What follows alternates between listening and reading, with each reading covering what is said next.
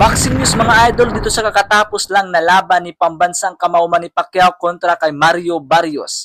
Isang malungkot po na balita mga idol dahil bigo po ang ating pambato na si Manny Pacquiao na manalo kontra kay Mario Barrios. Nauwi po kasi sa majority draw ang resulta mga idol. Ibig sabihin mga idol, ang isang judge ay pumabor kay Pacquiao, ang isang judge naman ay pumabor kay Mario Barrios. At ang huling judge mga idol ay tabla ang ibinigay, kaya majority draw ang resulta. Pagdating sa mismong laban mga idol, hindi po napakita ng matandang galawan si Manny Pacquiao. Bagkus sumasabay ito sa mas bata na si Mario Barrios. Napakadikit lang talaga ng laban mga idol at ni isa sa kanila hindi bumagsak. Napakasulit po ng galawan ni Pacquiao mga idol dahil pumapasok ang kanyang mga kombinasyon. Ang ginagawa na lang ni Barrios mga idol ay puro jab para matigil ang pagpasok ni Pacquiao. Maganda kasing jab ni Barrios mga idol kaya madalas natatamaan itong si Manny Pacquiao. Pero para sa akin mga idol, dikit talaga ang laban. Pero makikitang lamang itong si Manny Pacquiao. At kung makikita kasi natin sa unofficial scorecard mga idol, di hamak na mas lamang si Pacquiao ng kaunti. Kaya pagdating sa decision mga idol, nang hihinayang talaga itong si Manny Pacquiao. At makikita yan sa kanyang mukha mga idol ang pagkadismaya sa resulta.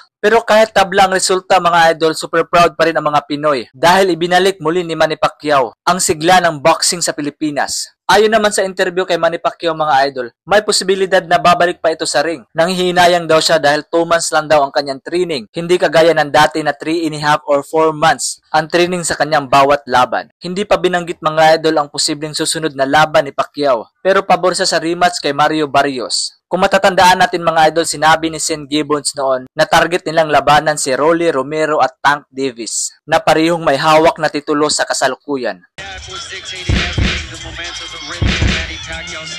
Kaya naman ano ang masasabi niyo dito mga idol?